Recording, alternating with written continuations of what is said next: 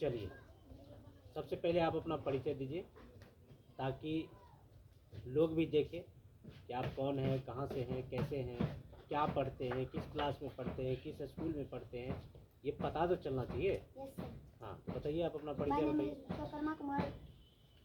I read in class 5. I am read in Sri Krishna Vidya Vihar. मैं आप सबों के बीच टेस्ट देने जा रहा हूँ केमिस्ट्री में। Okay okay Vishwakarma, thank you.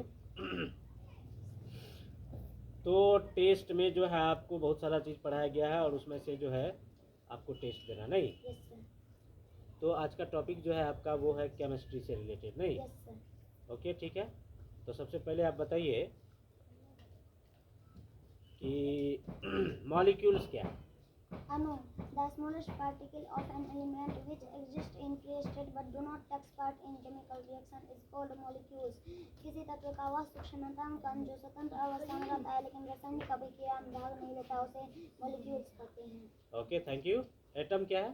Atom, the smallest particle of an element which do not exist in created but takes part in chemical reaction is called atom.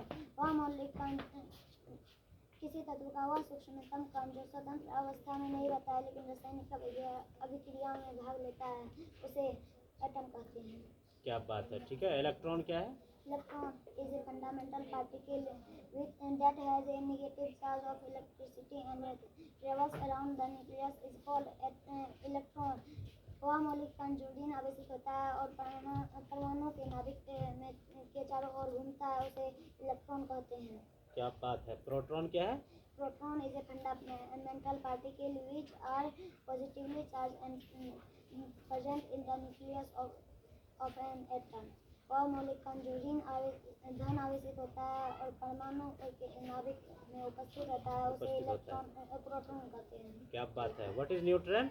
Neutron is a fundamental particle which are electrical neutral and present in the nucleus of an atom. वह मौलिक कण जो विद्युत उदासीन रहता है और किसी भी तत्व के परमाणु में उपस्थित रहता है उसे न्यूट्रॉन कहते हैं। क्या बात है। चलिए आप बताइए कि बोर्स मॉडल ऑफ एटम क्या है? रदरफोर्ड मॉडल के दोष को दूर करने के लिए नील्स बोर साहब ने 1913 ईस्वी में परमाणु संरचना के संबंध में संशोधित सिद्धांत प्रस्तुत किया जिसे बोर का परमाणु मॉडल कहते हैं।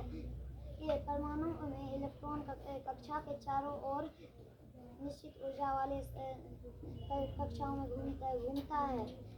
इन्हें ऊर्जा स्तर या ऊर्जा सेल कहा जाता है। बहुत अच्छा। चलिए ऑर्बिट क्या है? ऑर्बिट नाभिक के चारों ओर का वह वृत्ताकार पथ जिस पर इलेक्ट्रॉन चक्कर काटता है उसे ऑर्बिट कहते हैं।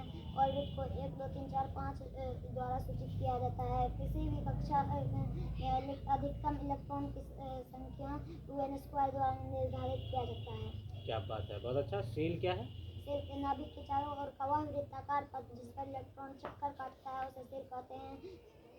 सेल को KLMNO द्वारा सूचित किया जाता है। किसी भी सेल में अधिकतम इलेक्ट्रॉन की संख्या 2n² द्वारा निर्धारित किया जाता है। वाह, well done Vishwakarma. What is subshell? Subshell कक्षा के छोटे छोटे भागों को जो ऊर्जा स्तरों में बटे होते हैं उसे सबसेल कहते हैं। सबसेल को SPDF द्वारा सूचित किया जाता है। किसी भी सबसेल में अधिकतम इलेक्ट्रॉन की संख्या 4n-2 द्वारा निर्धारित किया जाता है। वाह वाह वाह, थैंक्स।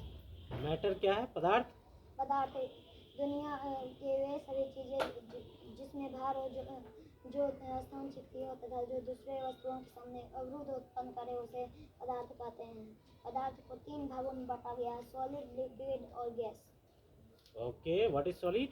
सॉलिड ठोस पदार्थ की वह है जिसका आकार और आयतन दोनों निश्चित होता है उसे ठोस कहते हैं।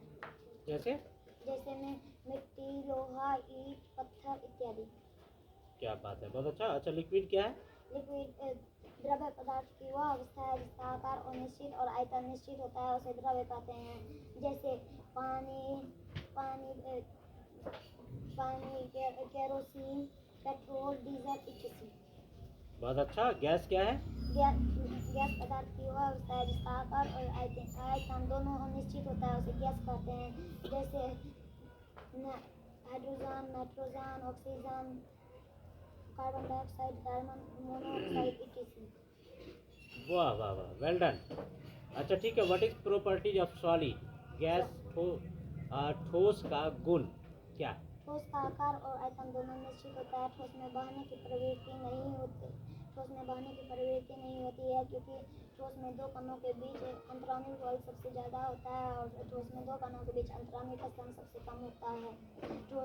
ठोस में का घनत्व उच्च होता है। ठोस में द्रव्यमान और क्वथनांक उच्च होता है।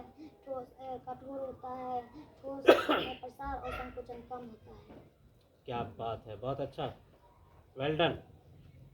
चलिए आगे जो है, आपको एसिड और बेस के भी बारे में बताया गया था नहीं?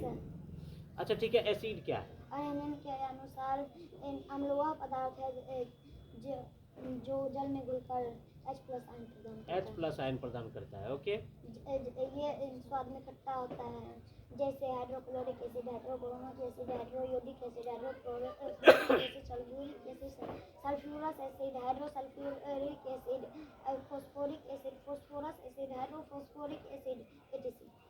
क्या बात है, वाह वाह वाह, वेल डन। अच्छा ठीक है, बेस क्या है? बेस अध्ययन के अनुसार भस्म वह पदार्थ है जो जल में घुलकर OH- आयन प्रदान करता है। यह स्वाद में कड़वा होता है, जैसे lithium hydroxide, magnesium hydroxide, aluminium hydroxide, sodium hydroxide, calcium hydroxide, zinc hydroxide, chromium hydroxide. Okay okay okay okay okay, well done well done well done Vishwakarma. कहावत में है कि खुदी को कर बुलंद इतना कि खुदा भी पूछे, है बंदे बता तेरी रजा क्या है। ठीक है, और आज आपने वो चीज़ कर दिखाया है Vishwakarma, well done, thank you. मेहनत जब हम करेंगे, मेहनत जब आप करेंगे तो उसका फल आपको ही मिलेगा, दूसरे को नहीं मिलेगा। इसलिए जितना मेहनत करेंगे, जितना याद करेंगे, वो सारा का सारा आपके झोली में जाता जाएगा और एक दिन पूरा एक बोरा भर जाएगा, 1 कुंटल हो जाएगा, ठीक है। और फिर वो कुंटल के सामने किलो 2 किलो वाला ठहरने वाला नहीं है। Okay, thank you. Yes, sir. Thank you, sir.